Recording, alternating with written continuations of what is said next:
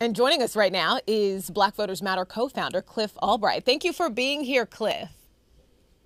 Thank you. Thank you for having me on such a historic day. Great Absolutely. to be here. We've got a lot of new soulmates actually joining us. So tell them about Black Voters Matter. Yeah, Black Voters Matter is first and foremost a power building organization. And we believe that elections are one way of building power, but it's not the only way. And so what we do is we go all around the country, primarily in the South, but not just in the South, trying to build power and mobilizing voters, talking about issues, getting folks the tools and resources that they need in order to get fully involved. And we believe that the starting point of that is supporting those organizations, oftentimes women-led organizations, but those organizations in our communities that do this work, that have authentic relationships, that do this work 365 days out of the year. That includes churches, Divine Nine, neighborhood associations, youth programs, you name it, as long as they have authentic relationships in the community and they have a sincere interest in building power, that's who we partner with, and that's who we get resources to so that they can better do their work. All right, hold tight, Cliff. We are going to have much more with Cliff. We're going to talk much more about, obviously, an incredibly important issue this past election that we just saw. But we're going to go back to the inauguration live. Tracking LBS. Let's go. Let's go.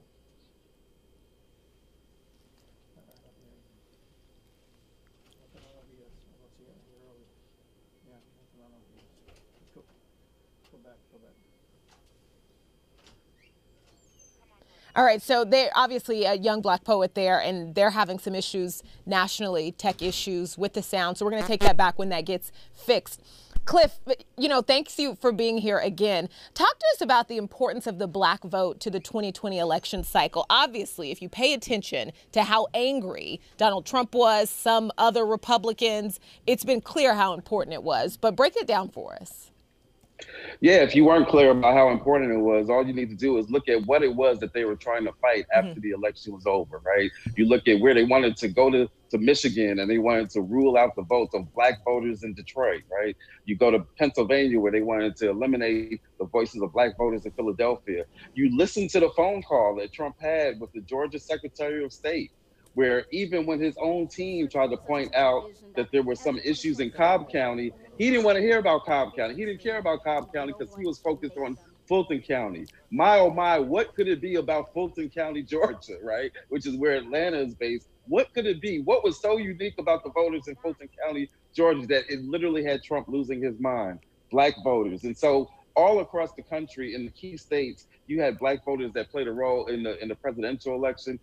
Not to mention, if you go back to the primaries, it was Black voters that even determined that Joe Biden would eventually be the candidate. And then you fast forward to, of course, after the presidential election, when the key issues about the Senate were on the line, it was largely Black voters in Georgia that came out in record numbers in a runoff, in a January, in the middle of winter, in the middle of a pandemic. Right, they sure did. Black voters. All right, Cliff, hold that thought, right? We're going to take it back to the inauguration because we really do want to show you those poets. We have our eyes on the future. History has its eyes on us. This is the era of just redemption. We feared it at its inception. We did not feel prepared to be the heirs of such a terrifying hour, but within it we found the power to author a new chapter, to offer hope and laughter to ourselves. So, while once we asked, how could we possibly prevail over catastrophe? Now we assert, how could catastrophe possibly prevail over us? We will not march back to what was, but move to what shall be, a country that is bruised but whole, benevolent but bold, fierce and free. We will not be turned around or interrupted by intimidation, because we know our inaction and inertia will be the inheritance of the next generation. Our blunders become their burdens, but one thing is certain.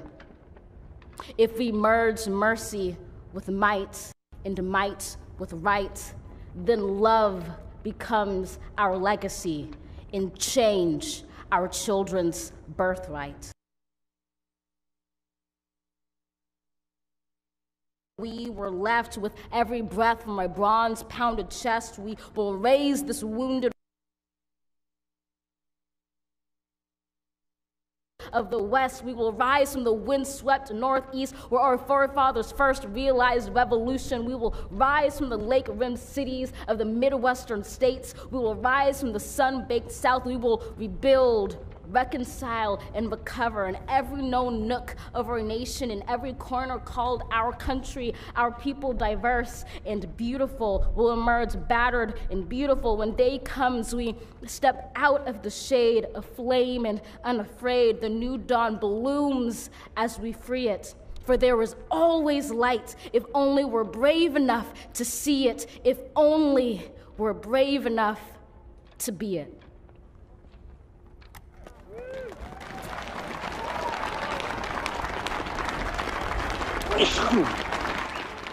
Yeah.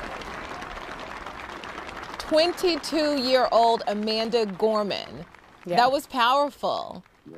Clint, let's talk about how we plan to hold these new elected officials accountable. Because even in our comments, a lot of our soulmates are saying, some of them, not all of them, but that, basically pointing out that the bar is low, and that's why there's a lot of excitement. But that doesn't mean that we stop pushing this new president, this new administration when it comes to Black voters and our needs. So what do you all plan to do? How do we hold them accountable?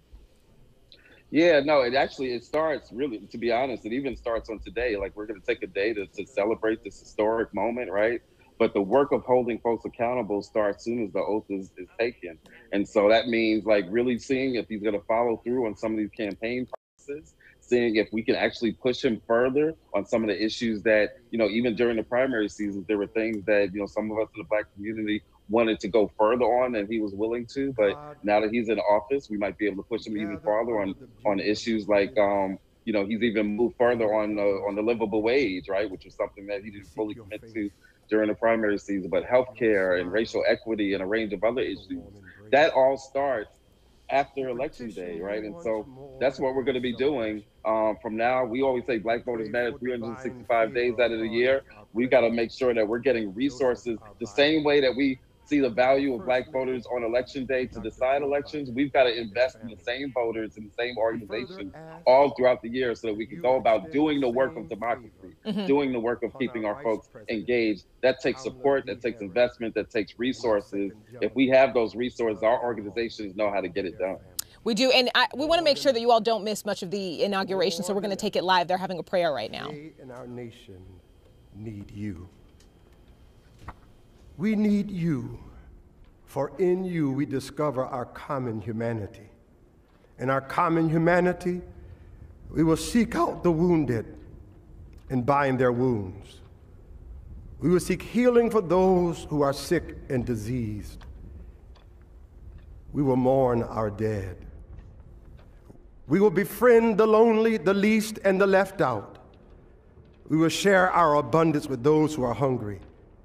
We will do justly to the oppressed, acknowledge sin, and seek forgiveness, thus grasping reconciliation. In discovering our humanity, we will seek the good in and for all our neighbors. We will love the unlovable, remove the stigma of the so-called untouchables. We will care for our most vulnerable, our children, the elderly, emotionally challenged, and the poor. We will seek rehabilitation beyond correction. We will extend opportunity to those locked out of opportunity. We will make friends of our enemies. We will make friends of our enemies. People, your people, shall no longer raise up weapons against one another. We will rather use our resources for the national good and become a beacon of life and goodwill to the world. And neither shall we learn hatred anymore.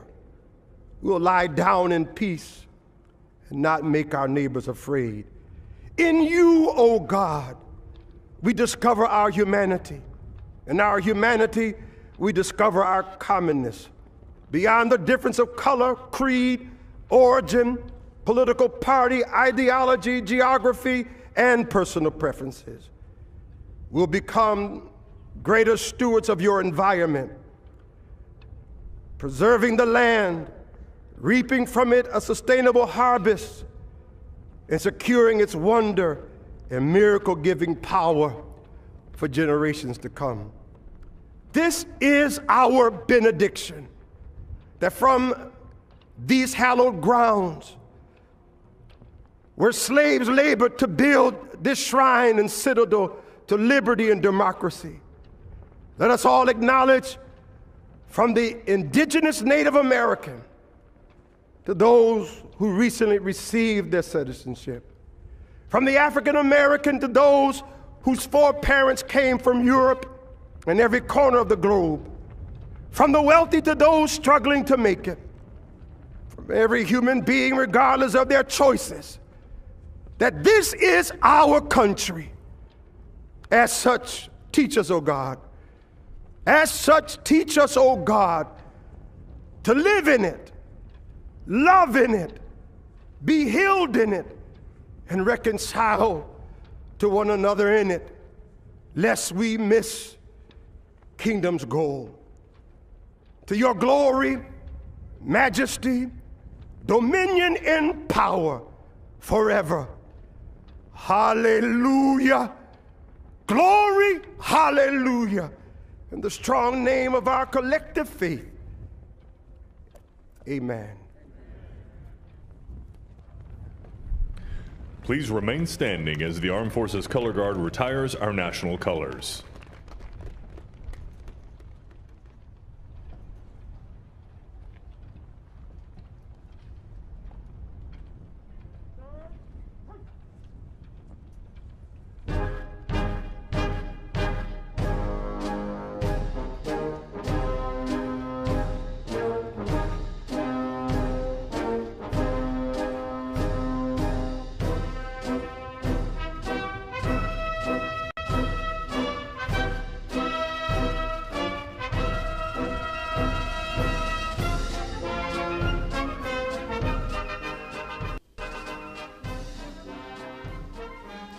Still a big day.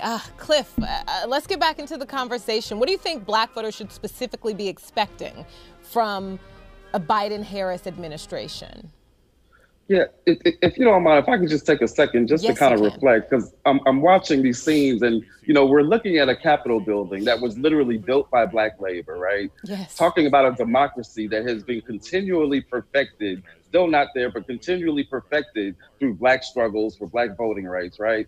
And as recently as 2 weeks ago, was literally protected by a black Capitol police officer, right? And so it's so many ways, it's so metaphoric of how we have contributed to this democracy, including this very election cycle. So when you ask the question about like what we should expect, we need to expect the things that we want action on that affect our daily lives, right? We need to expect action on issues around police violence, which includes issues like, or legislation like the George Floyd Policing Act that is sitting in Congress, has been sitting in Congress because the previous Senate refused to do anything with it. Now we can get action on that and get it signed by this president, right? We need to get action on things like healthcare and real stimulus, including stimulus support for black communities and black families that have been disproportionately impacted, including the way that this vaccine is being rolled out, which we're seeing more and more stories around, black folks not getting equal access or having difficulty being able to access the vaccines. We need to continue to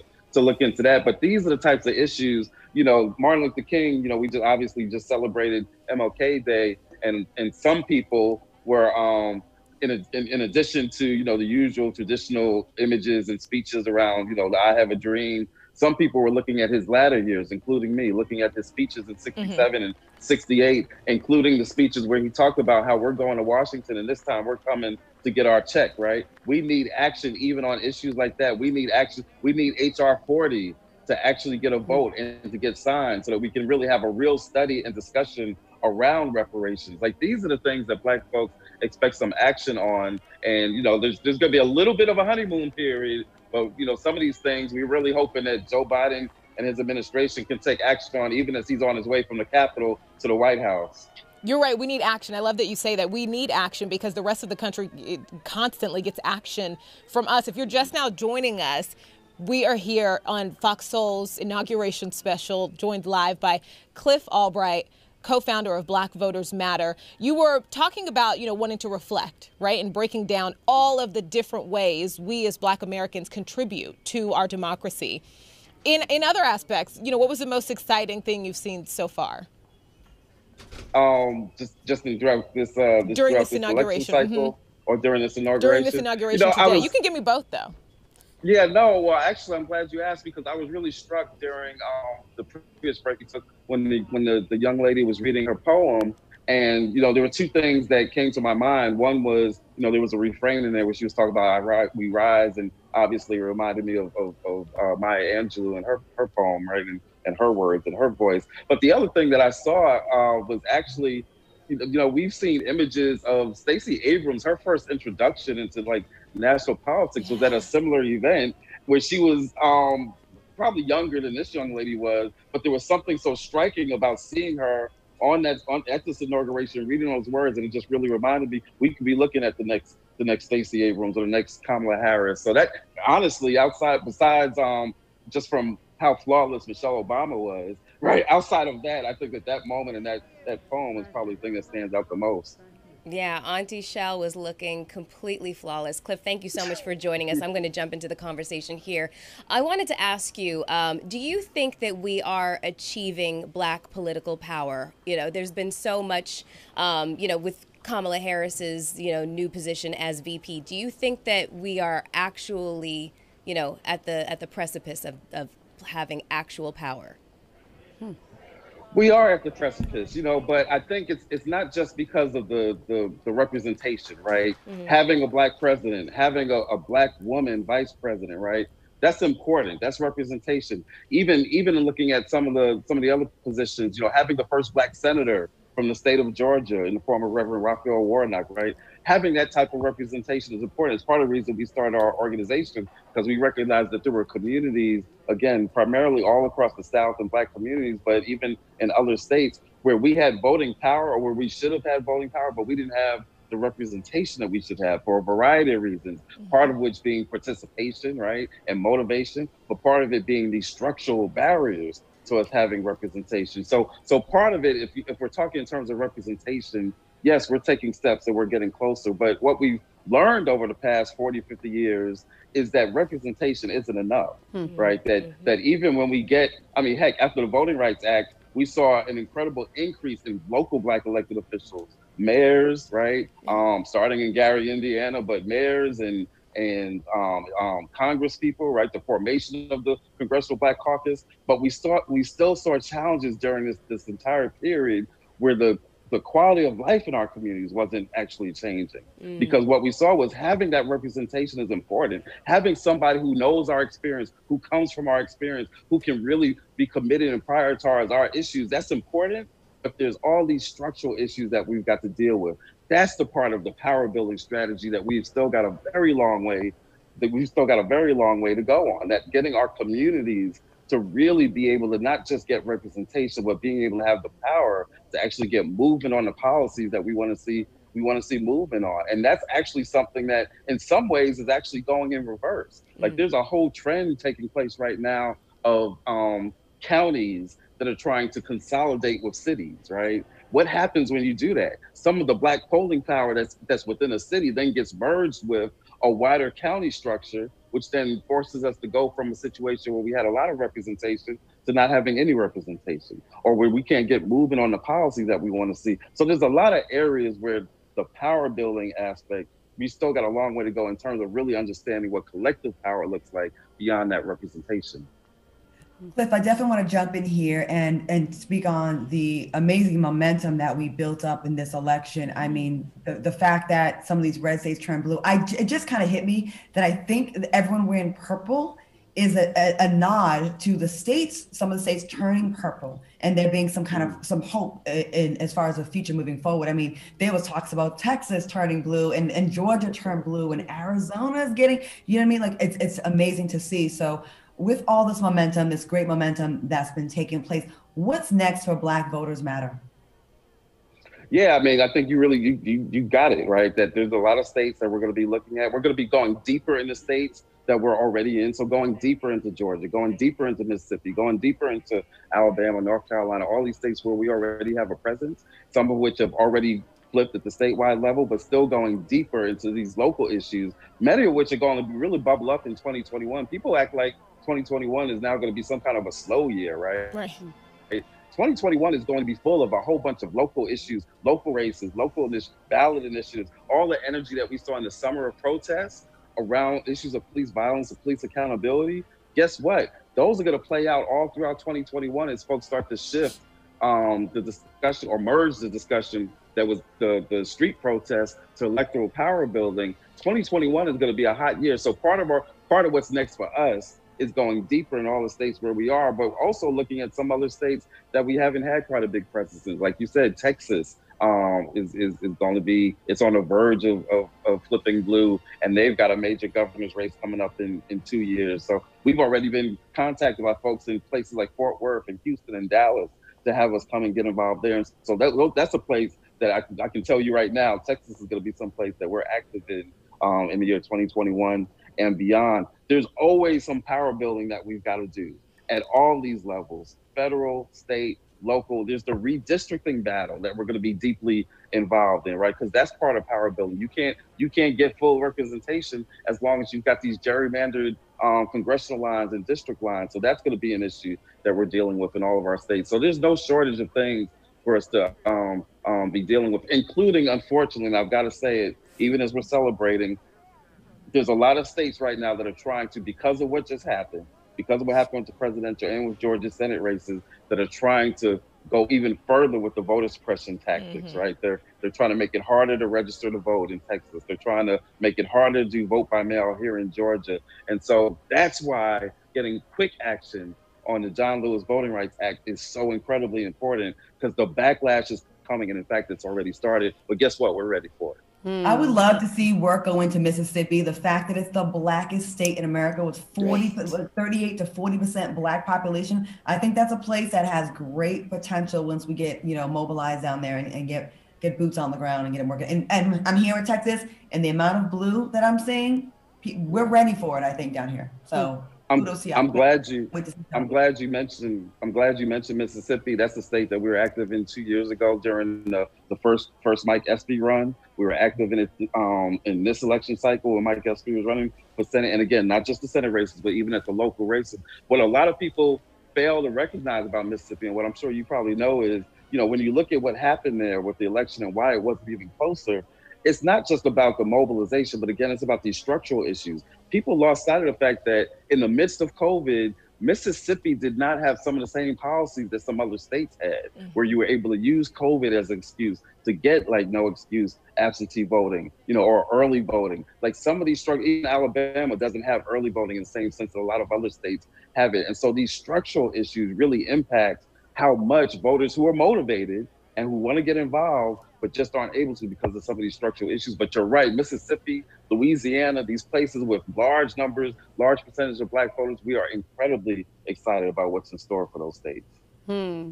Once again, for our soulmates just tuning in, Cliff Albright, you have been a wealth of information. We are so honored and so happy to have you here on our inauguration special, and we would absolutely love to have you back on Fox Soul's Black Report anytime.